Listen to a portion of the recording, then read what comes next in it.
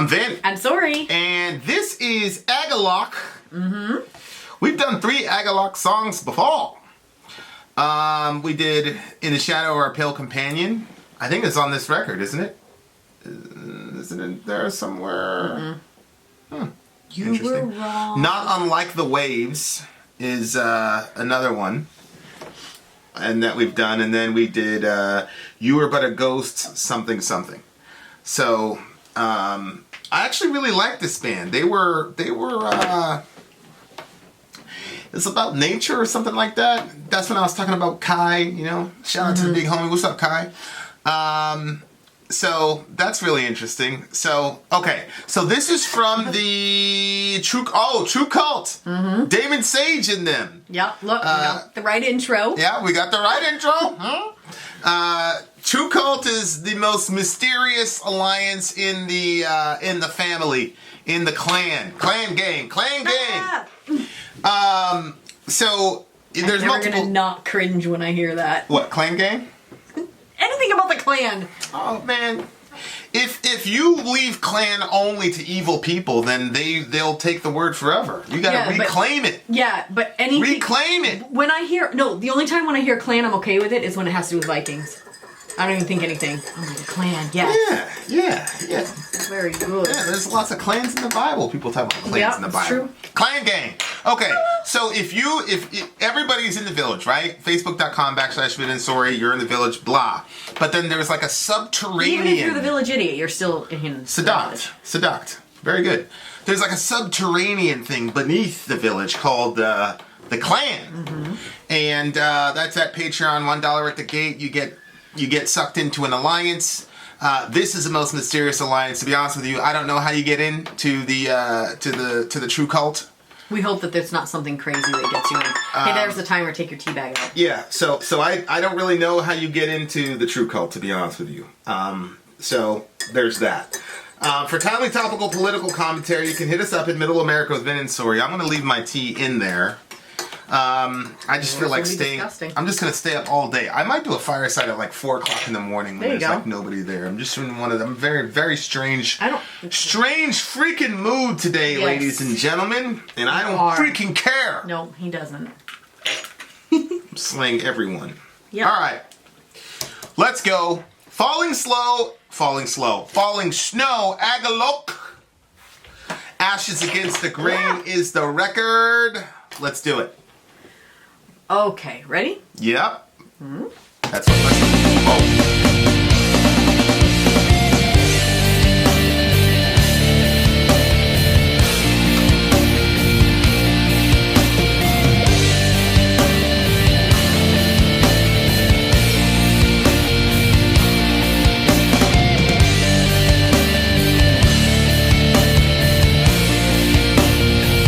wasn't expecting this type of sound.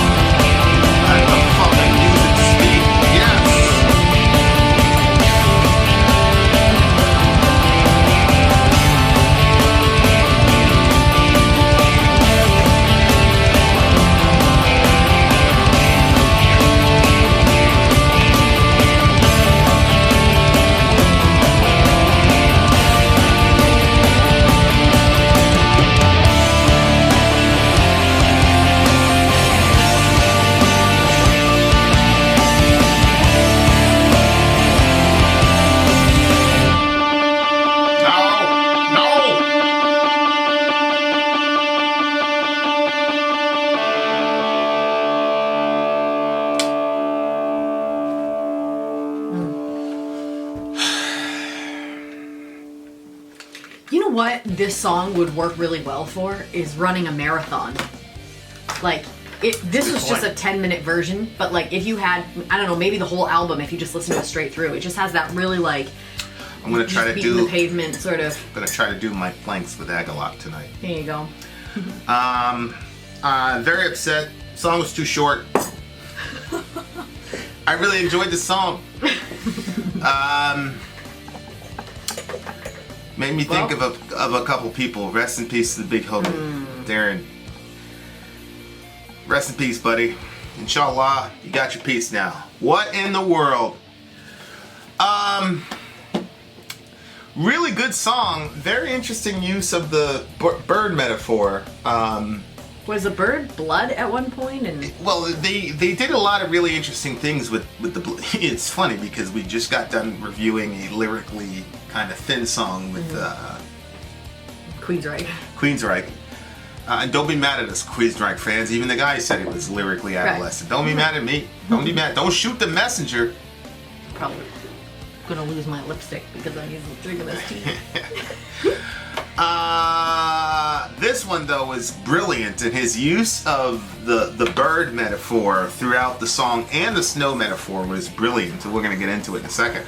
But I don't think I've ever heard a bad song from these guys. Yeah, just I don't think I've they're very spending all that time in the Bronx. Before we moved to New York, I lived in Florida, and one of the last places, because we moved around so much, one of the last places we were in Florida, had all this woods in the background, and I would just get up and just go into the woods and just be there for hours. I had this stick. It was one of my best sticks of all time. It was like this long, and I was, I'd play X-Men in it by myself. I'd be Gambit, because Gambit had the staff. And I always chose the character that had the staff. So like in Teenage Mutant Ninja Turtles, Donatello had the staff, so I always had the staff. And then Gambit had the staff, but then he also had these cards, and then he could charge them and throw them, and they'd explode. When you tell me stuff like this, all I think is Johan. Yeah. Johan could be out there and not... Seduct. And be completely happy and content that he spent the day out there playing by himself. 100%. So I would, although if I had a brother like Johan, I would have had a freaking Oh blast. my word, yeah. My older brother was out being a 17-year-old teenager, and my younger brother was too scared to go out. If I had to have Johan, and if you were not my husband, but you were my child. It's true, Jamie. You were scared of the snakes. Don't lie to the people. You were scared of the snakes. You'd never come out in the woods with me. I think he was probably scared of me. He probably thought some Cain and Abel shit was going to happen. Maybe. I would have never done that. I loved you as a kid, to be honest with you. I was never going to tell you that, but I did. Go ahead. I just said that I think if I had Johan and you as a child, I think it would just... You'd lose your mind. I think so. Because we were both impervious to punishment. We really didn't care. Because I could tell he makes those decisions. He's like, I'm going to do this and I'm going to get in trouble, but I'm going to freaking enjoy it. And when you make that decision... I didn't really think the conversation was going to come back up, but...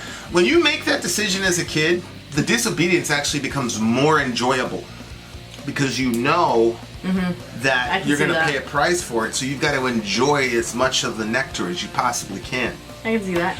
So yeah, I used to go out into the woods and play X-Men. I'd pretend the pine cones were the cards, and I'd throw them and I'd fight Magneto, but then Magneto could like magnetize my staff. Oh no, Magneto! I'd throw myself on the ground, and little roots would come up. I'd be all cut up. My mom would be like, Vincent, what happened to your leg? I said, yeah, Magneto. Did she wonder that there was someone else out there with you? She just, Yeah. What are you gonna do? I was like complete boy. You know what I mean? Like I'd come all tore up or whatever.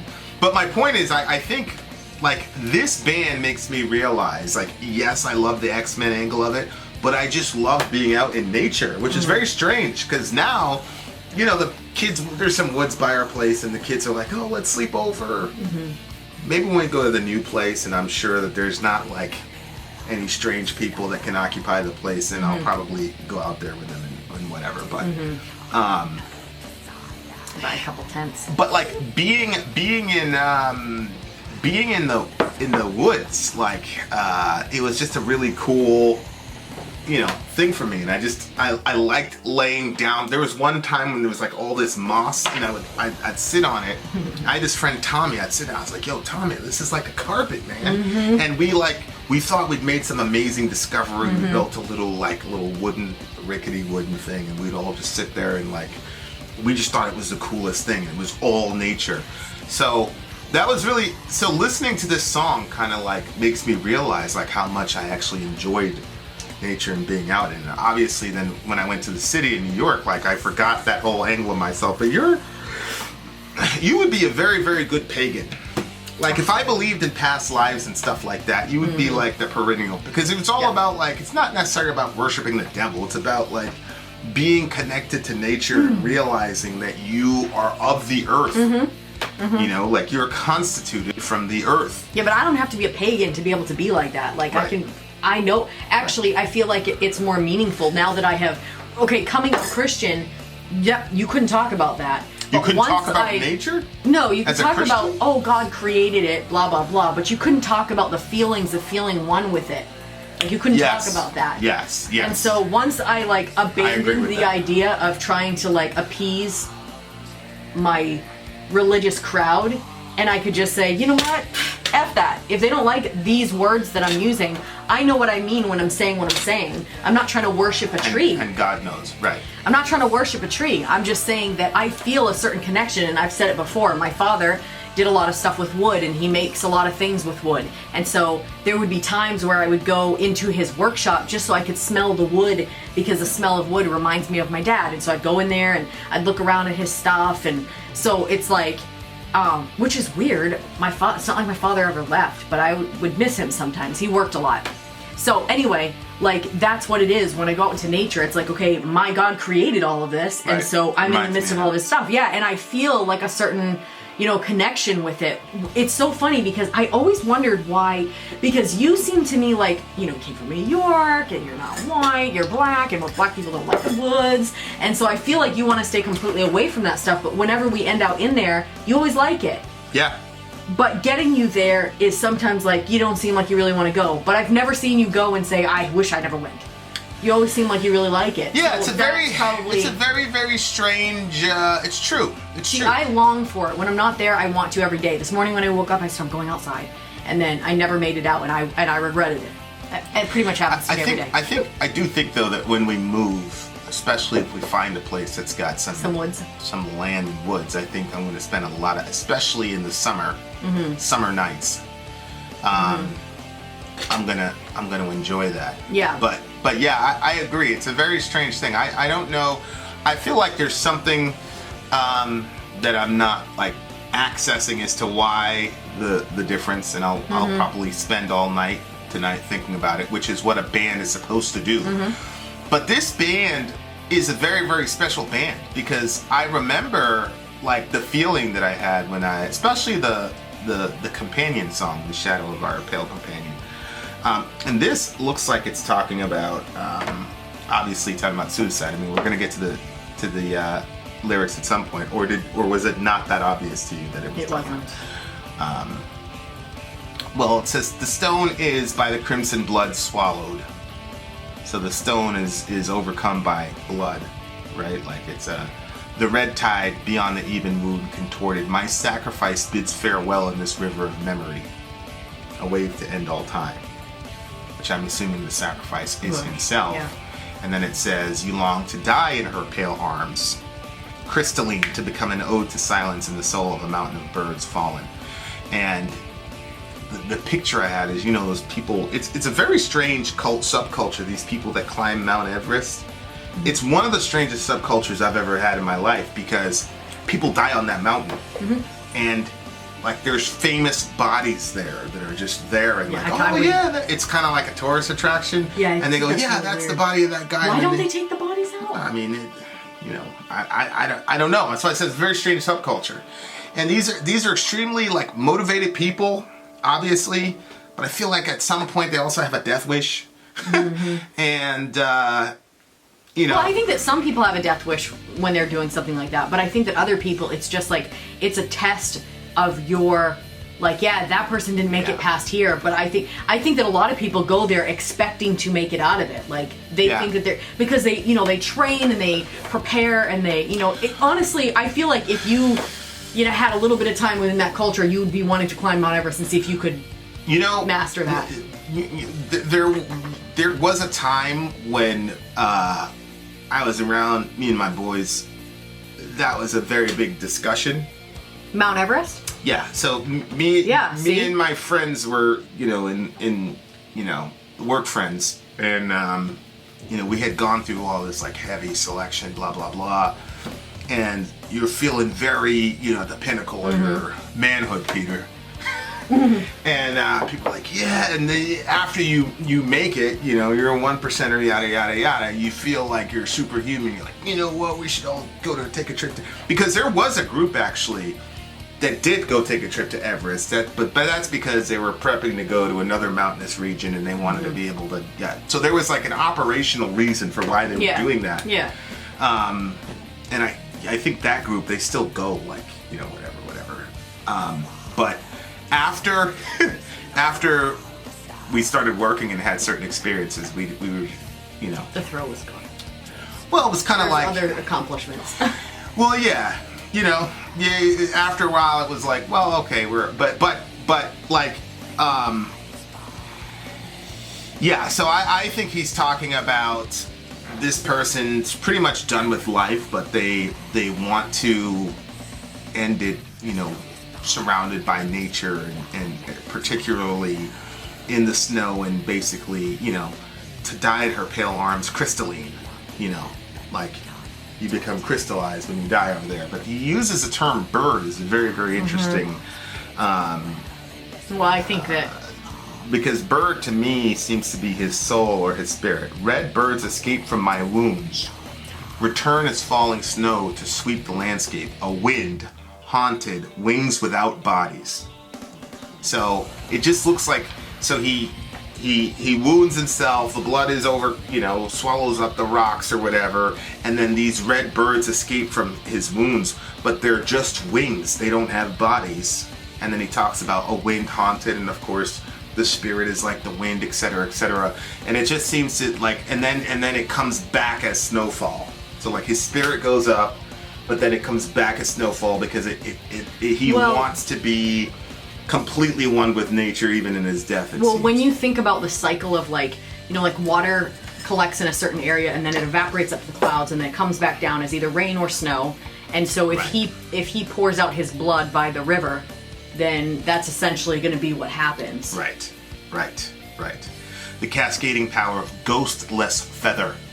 Like, this guy, I remember, this is like over a year and a half ago when we first listened to this band, maybe even a year and 9 months ago, and lyrically this dude is just very, very, very, very gifted. But I'm very happy I did not discover this band when I was in the throes of my depression. Yeah. But that's one of the... See, I didn't realize what it was talking about, and I didn't pick up on a lot of the words. To me, it was just, you know, we were talking about nature, we were talking about, I mean, it had like a sad sound to it. I felt a bit of depression coming to me when I was listening. You don't say! But at the same time, it had a very pretty sound to it. So, yeah. And honestly, I thought that it was just talking about, like, what happens in winter. Because there's a death that happens in winter, you know, like, because I don't know if it was one of their songs or another one, but it kind of talked about the death and then, like, the life of springtime or something like that. It kind of had, like, that contrast, and so I just thought that that's what was going on. I liked the way when it said the water pours its embracing arms around the stone. Like, you know when there's a stone that's in a river and the water goes around it? Right. Like, it was like that. Right. But then decay drips from the, what is this word? Unquiet? Yeah. Void, where the ice forms, where life ends. Yeah. What is the decay? Well, I'm assuming he's talking about his own body. You know? Okay. But again, it's. I don't think he's trying to be morbid. I think he's just you're going back into the earth. You know, because that's what decay is. I mean, when God says dust you are and to dust you'll return, it's the same concept. Like, you're going back into the earth. And I just think that for whatever reason, Kai talks about like going out into the to the woods and all that, and like really he connects with some spiritual force. Whether the force is on our team or not is yet to be decided. But I don't know. It seems that in Western Christianity, the appreciation of nature or being connected to nature is lost, or at worst demonized. But I think it's probably at the core of everybody's desire is to have that sort of connection with the earth and with nature, because we're made in a physical universe, and I think there's a lot of spiritual good that can come from it. If you see in the Psalms, like, David is always talking about like the deer or the stream or trees or I will awaken the dawn or whatever. Nature was he saw himself as being in, part and parcel of nature. And it inspired a lot of his work, which obviously inspires a lot of this guy's work, obviously. Just really, really, really good song. Really, really thoroughly enjoyed it. I'll try it in my plank tonight. We'll see. I got to the bottom of my tea, which I was thoroughly enjoying, and found a hair. Excellent. In my cup. Excellent. Disgusting. Literally took the last sip. You get what you deserve. Stop it. Yeah, I hear what you're saying. It's just, I don't know if I could, like, knowing what it's about now, like, listen again. Quit. It's so strange to me how you don't see those things. No, I don't. Like everything just crimson, becomes... No, it just becomes what I want it to be. Well, that's good. That explains a lot of our disagreements. It does. It does. What do you give the song?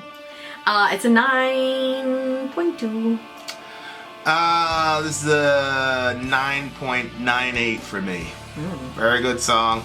Brought me back to the woods when I was a kid playing X-Men. Good song. There you go. Shout out to Damon Sage. Somebody send me an email as to who got this one passed for the True Cult. Who made that decision? It was a very good decision. Numbers 25. So let me know. And there we go. And Vin's probably gonna buy you a house. Who knows? You always say these weird things. Okay, anyway. If somebody, Vin out. Sorry, out. Gone. Okay, so there is a hidden number in this review, and if you guess it, email us at vinandsori@gmail.com, and Vin's gonna give you a shirt. Not a house. Vin out. He has to give me a house first. Slave labor. Oh, You thought Lincoln freed the slaves. You were wrong. you're so wrong.